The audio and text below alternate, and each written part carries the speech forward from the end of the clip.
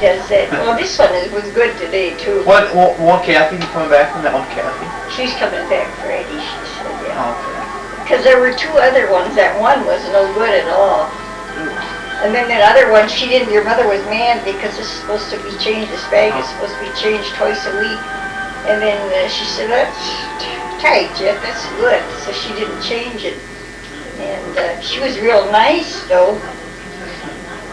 But Did you ever know Harold's nephew, Leslie? Did you ever know him? I mean, like when he you were was younger? a kid. When he was a kid, I have a picture of him. Was he kind of the opposite of Harold? I mean, was he a kind of? I mean, was he a nice guy, a real nice guy? Or was he I didn't know him when he was I knew him when he was, say, 4 years old, or maybe 5.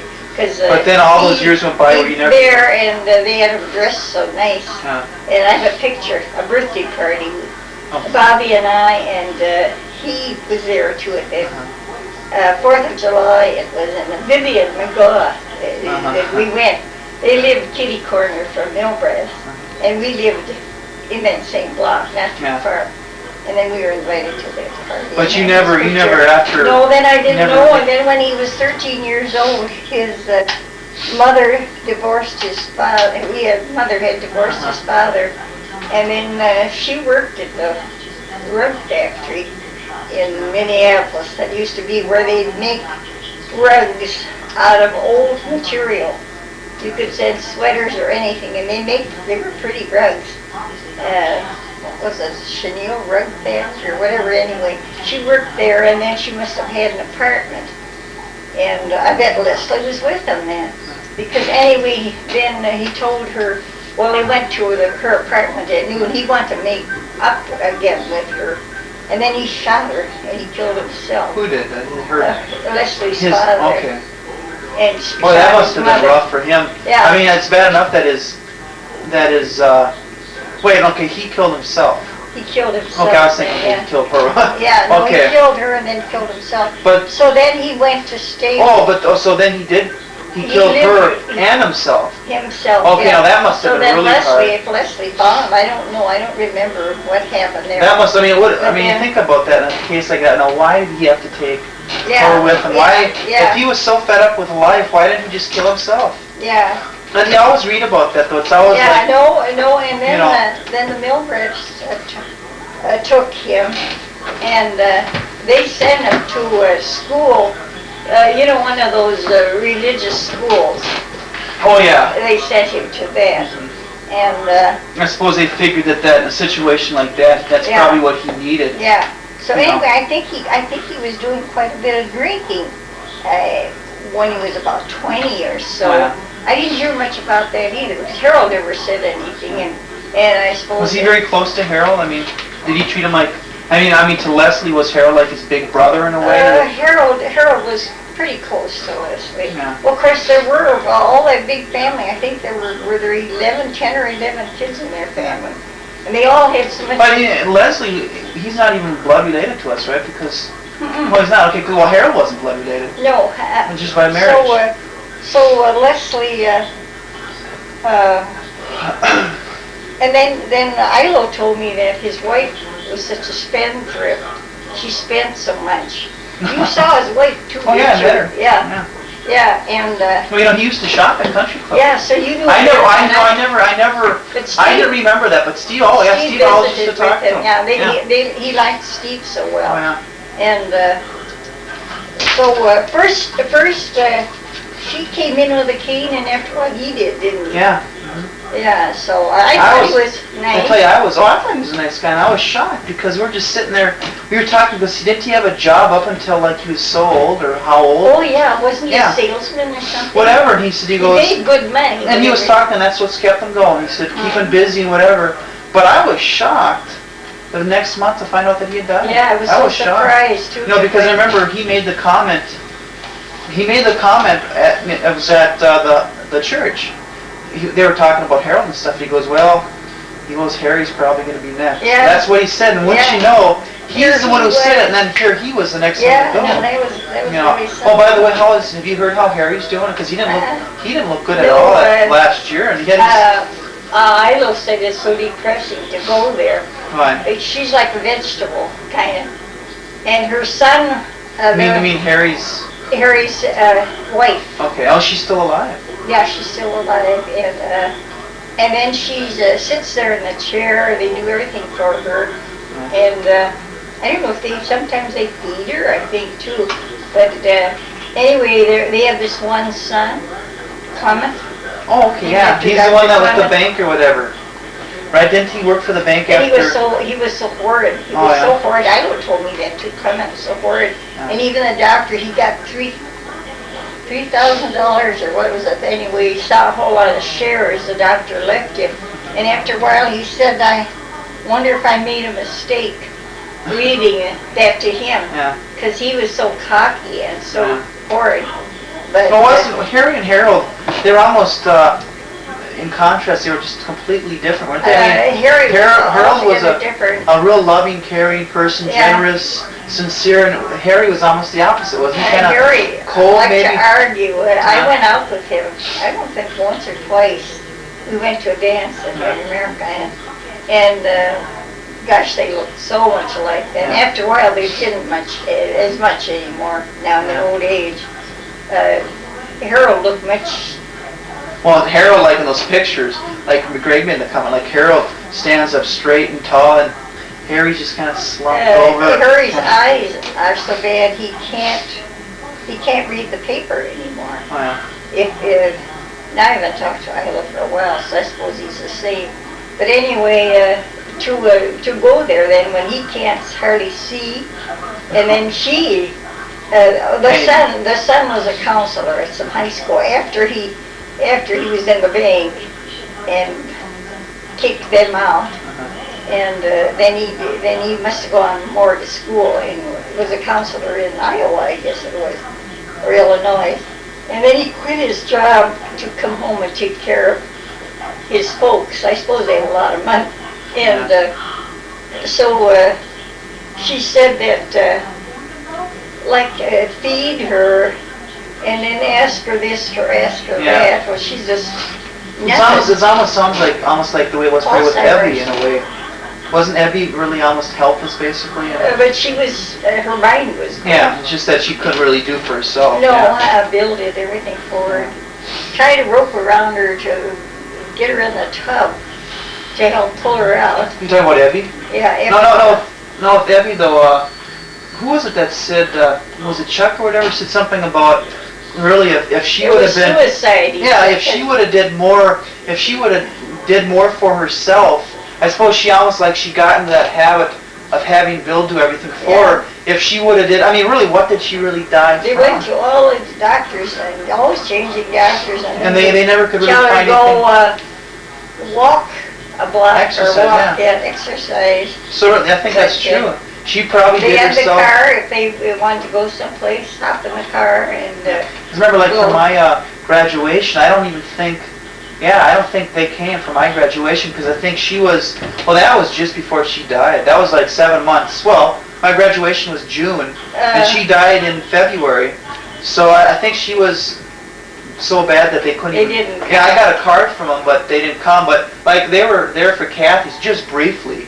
And I remember they were there briefly because I guess she wasn't... Just a little. Yeah, because she was so tired and just so withdrawn. And she was... I mean, I'm sure that's why they left so early. They were there for maybe... I remember her yet... she sent Laura a graduation present, $5, I guess she sent her. And Charlie, too. And she said, they're just as close to me as Jean's kids. Oh, really? And then she gave Jean's kids, presents when they graduated. Wow. And so then she gave those kids, they always gave every one of you kids a present, didn't they? Yeah. So I wonder how Bill is. I bet he's drinking a lot now. He's out with his, what's that girl's name again? His one girlfriend? Is Carol. The young one is Carol. But the one that he's actually dating or whatever? The one that looks... Irma. What's Chuck saying about her? It's like a mud fence. No, but Isn't there like a joke saying about the way she looks, or is that what it is, a mud fence? He told me that. He was drunk and he called, and I asked No, him. no, he calls her a two-bagger. Oh, two-bagger? Nobody likes her. One for her and one for him. Or one for Bill. Nobody likes her. And Jan said, do you like Irma? And I said, well, I used to. And then she said, she stinks. Yeah, she does. I noticed that. Mom mentioned that, like at Harold's wedding. Yeah. I thought she had a lot of nerve to go in that room. You know, when we were in that room there, Yeah. and then for her to come in there too, she never saw him or he never knew her, Yeah. and she has nerve. That's one thing. What would Bill see in her though? I mean, who's Yeah. Bill to talk? But Yeah. I'm just saying, I think even Bill could probably do better. Do better than that. You know, she's not. Well, I Well, wonder if Bill told him that. You know who's after me now? He said, Jerry's ex-wife, and she is as old as your mother. You mean Jerry Walsh's ex-wife? Yeah. You mean the one that from what's her name? They had that one. Vicky's mother. Oh yeah, Vicky's mother. Yeah. Can you imagine her being after him? Oh God. Yeah, Boy. so no, I just wondered. I bet he's doing so much drinking. So,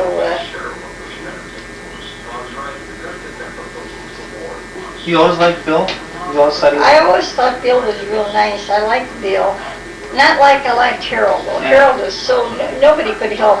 Nobody, it sounds like nobody... Harold. Nobody could be better than Harold. He was the perfect, best. really. Yeah. He was the There might be best. people like him, but nobody could be a better person than him. No, he was... I remember at his funeral or at the wake or whatever. No, it was a funeral. The preacher was talking about how he would drive so many miles. Was it like every weekend and read to this blind guy? Yeah, go down there. He took Yeah. the bus to this. That man's son's a minister, and I wonder if he died now. But in a nursing home, and he'd Yeah. go down there, and then he'd read the Bible to them, wouldn't he? And almost 90, and he'd take the bus. And here he'd go out of his way to help somebody else. Yeah, and then there was another lady that he knew that belonged to that church, and I think she had a stroke, or was it the man? And every day, or every so often anyway, he'd go and take him out for walks, you know, I suppose in a wheelchair, don't you think? Yeah. So he did that, and, well, there were other things that he did. All kinds. Yeah, I don't think there could be anybody that could be you Nobody could label did. a better all-around person than him. No. He had typewritten lists of things that, from the Bible that you shouldn't do. And every one of those that he followed every... But he was so you could always count on it. I mean, he was at everybody's graduation, even mine. He was there. He had his tie on and Yeah, you know. no, he dressed so nice. Did Brad ever wear that coat?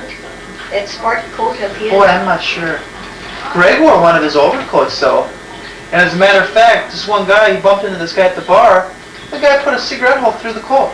Oh, the Yeah. nerve. Can you imagine Greg was so mad? Oh. You know, he was all ready to beat the guy up. Oh, I mean, the guy bumps good. into him, he goes, oh, excuse me, he's got a little cigarette, he had a good. cigarette hole through the thing.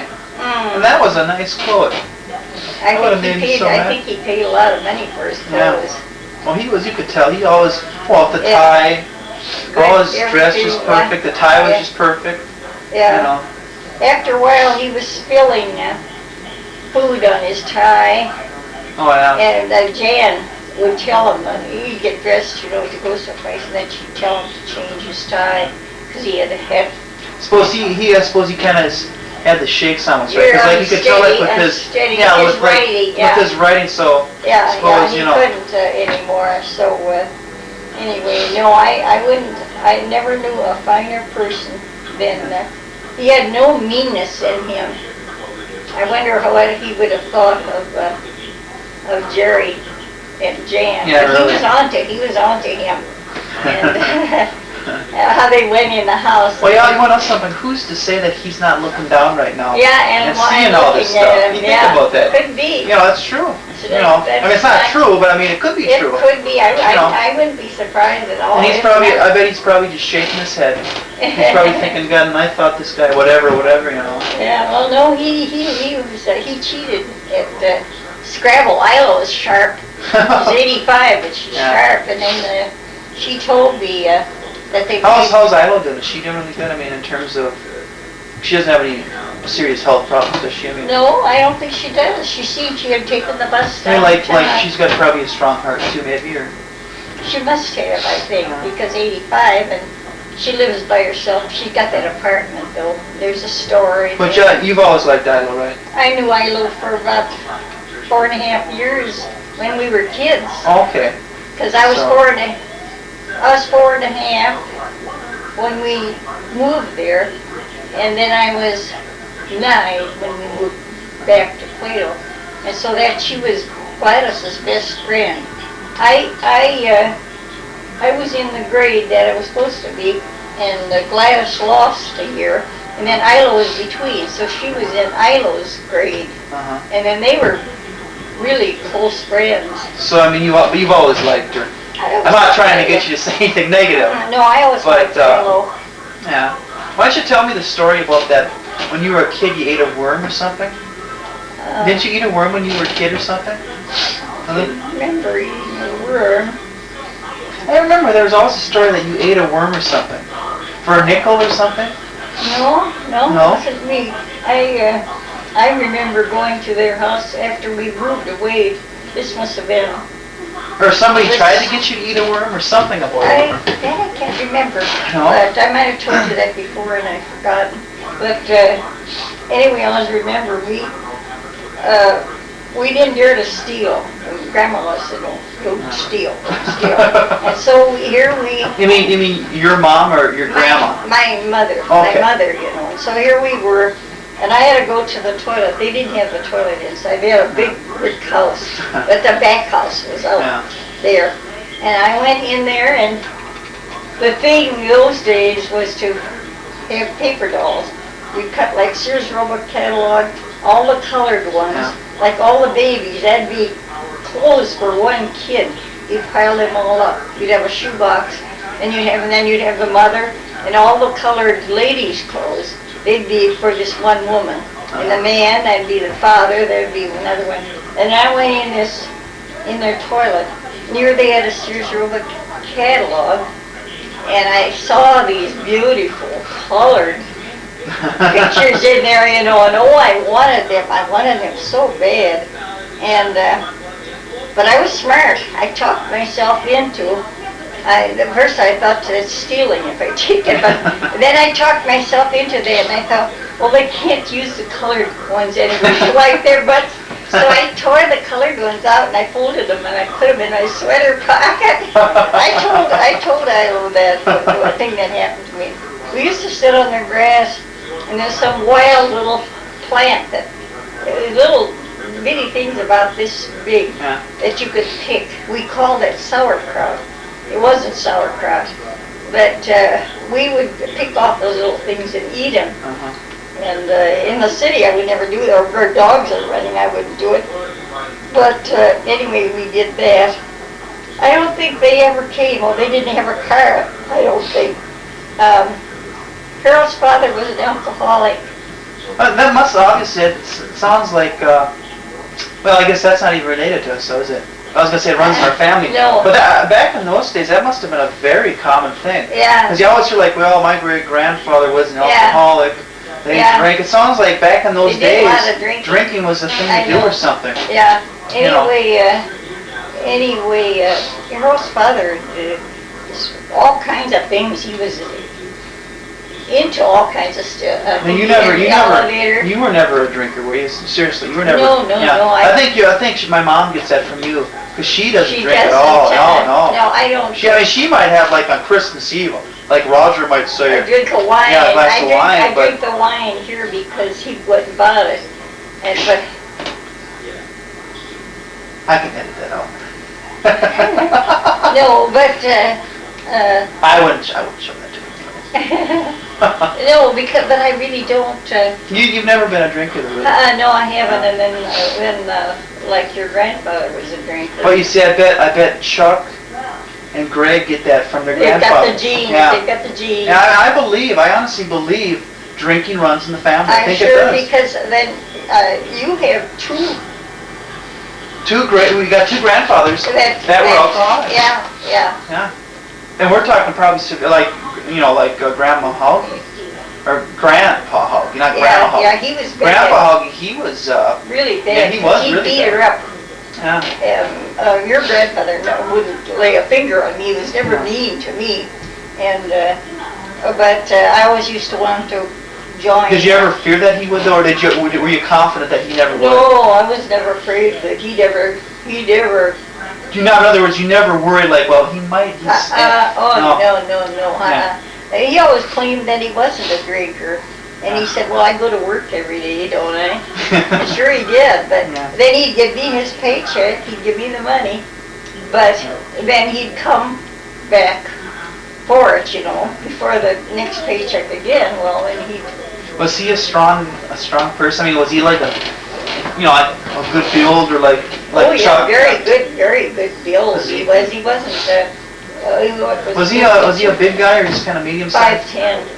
But he's more bulky, like I bet. Kind of like Greg almost. A lot of muscles. Because I look at those pictures, and it almost looks like you look at his neck, and it looks like he had a bulky type build. No, really, he had a good build. He had a good shape for an old man. Well, what I mean by bulky is you could tell that his he probably chest was big. he probably has some muscle on him. Oh yeah, he had a lot of muscle. He was strong and big hands because he was a real good pitcher. Then he threw out his arm. Then after that, he played third base. Did he ever? This is a kind of a stupid question. Did he ever like spank any of the kids? I mean, more than just like a little spanking. I don't think. I mean, did he ever did Chuck ever? I suppose Chuck never. Would Chuck ever like mouth off or something and he'd say, "Don't you talk to your mother like that" or something? Oh no, they never. And I'm sure they knew that was you don't do something like that because see around our house the way we were brought up. I have to admit, we would mouth off to her. Mom, we would. We wouldn't. I suppose we got that from Jared. The way he would talk to her.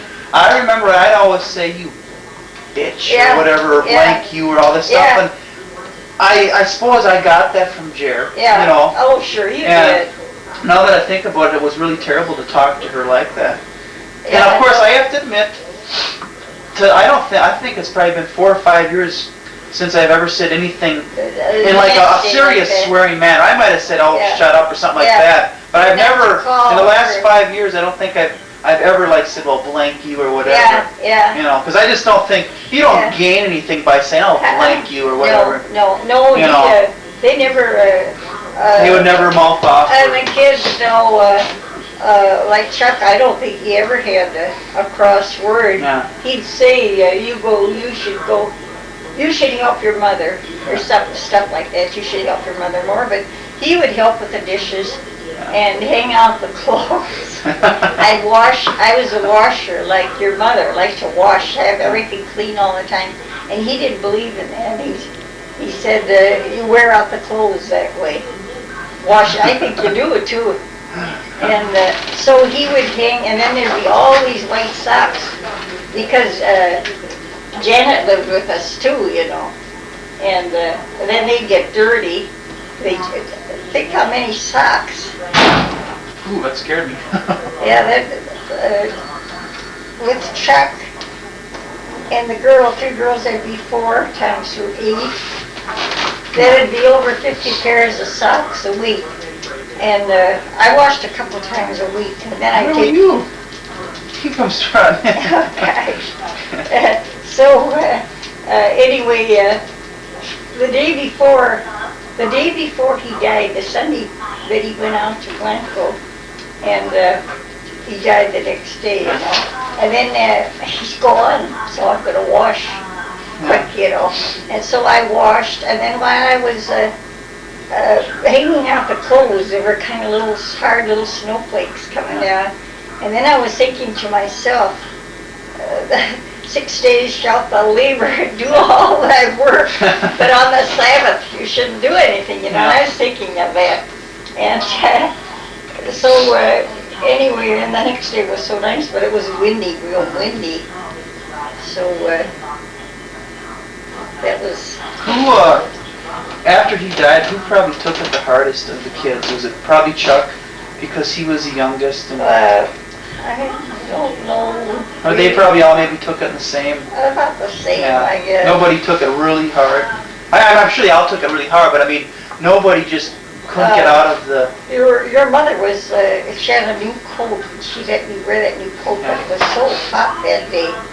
A new winter coat, and I know I had a winter coat on. And then the girls in a Catholic church, you had to wear a hat. A woman had to wear a hat, and then they didn't have hats, and they borrowed some. But anyway, they had such funny hats. Janet and Mary Jean wore to go into church, you know.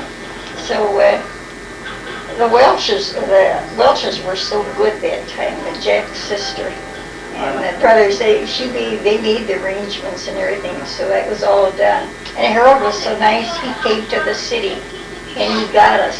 And we stayed at their place. And their old neighbor made cookies. He had to send them over, and were really nice. Well, exactly. How did that happen though? He was changing a tire, and there was a car up on the hill. Our car. And the brake we had Ford, and your mother was going to buy that. She had made the down payment on it, and then it was 18% interest. And I said, well, I don't want that kid to. She wasn't paying board, yeah. And I don't want her to. We didn't want her to spend her money, so I think we refinanced the house and borrowed. Her the money? It was the $900 and paid For off. the car, No, I think it was about $200 or something. Oh, okay. I don't remember just what it was. That must have been a pretty nice car back in those days. Yeah, but anyway, then we paid it off because we didn't feel that she should. But she always wanted us to have stuff, and when she started to work. I want you to know it's the Mabel Mayer Show. When she started to work, your mother never had a ready-made coat until she started to work in Lauderdale. So I always made her coats and everything. And at one time I was mad at her because Goff's got theirs relief, and they'd go down, and the old man would get drunk every time the seasons, well, drunk more than that too, but when the seasons would change, then she could go down and tell them we need clothes. And then nothing but the best they get there too, you know. And that one year, then I made this red coat. It was really pretty. And it had beautiful red buttons on it, especially nice buttons. I made her that, and I made a navy blue one for Mary Jean. And then Mary Ann got hers free, you know. Mrs. got one free too, and the boys all got these cute little sport coats and pants and nice shoes. Was a blue goose or red goose shoes. But anyway, then the next year, then Margie must have grown or something, because what does she do? She gave Mary Ann that red coat. And I was kind of mad because it takes a long time, especially me, to make a coat. Yeah. Because you have to put the I lining. think that she gave it up so fast. And then she gave it to Mary Ann, and I said, well, then she said something about giving the coat to Mary Ann, and I said, well, I would like the buttons back, because they were special. And but she must never have told her anyway. I never got the buttons back, because I could have used them on something else. So Mary Ann had her, see, that fit her, because Mary Ann was smaller. And Mary Ann had her coat from the year before. Maybe that was too small, I don't know. But anyway, I was kind of mad, because I thought I sat there and sewed. I used to sew the kids so many clothes. And remnants I'd buy, and I'd sit and sew. And then before Easter, I used to be glad if it snowed, because most of the time I wouldn't be through. And if the weather was nice, then they'd go to church, and then they'd wear their new clothes, you know. And then if the weather was going to be nice the next day, I'd sit up till 2 o'clock sometimes on Saturday night to finish, you know. Back then, did you have that? Was it the same old sewing machine that's there now? Was that the one, or is that a newer one? No, this was Mary Jean's old sewing. It's broken. I have a better sewing machine in a hall now. I've never used. I've never been too lazy to learn to thread it. It's nice, and I want that too. Yeah, we can get that on our next journey. But anyway, what was I going to say about Easter? Something about like if it's a nice day. Oh, well, then I would, if it's gonna be, if it snowed and rained, that they wouldn't wear nice So you- clothes, and I wasn't So you hope through. that it would snow I if you weren't didn't through. care, I was secretly glad, because then they could wear their winter stuff, you know, and, Yeah. no, your mother never had a ready-made. In other words, if you weren't done though, Yeah. you'd almost hope for snow. That way they Yeah. wouldn't have to wear Yeah, it then if I you weren't wouldn't done. have to, I wouldn't have to sit Yeah. up till 2 in the after morning. the night to finish it then, and I don't know why that was so important. But anyway, what was I gonna say about something? It was about the clothes. Oh, your mother, then when she started to work at the farm, she wasn't quite 16. And in November, I think she started to work, and she would be 16 that month. And then she and Chuck had a paper route, and they chipped together, and they bought me a coat for $45, which was a lot. For yeah, back in those Yeah, I days. think I still have the scraps of it. Just about out of tape. Why don't you tell me the story? Wasn't there a story, something about you got trapped in the school and there was a fire or something? Or you were and the that- last kid out?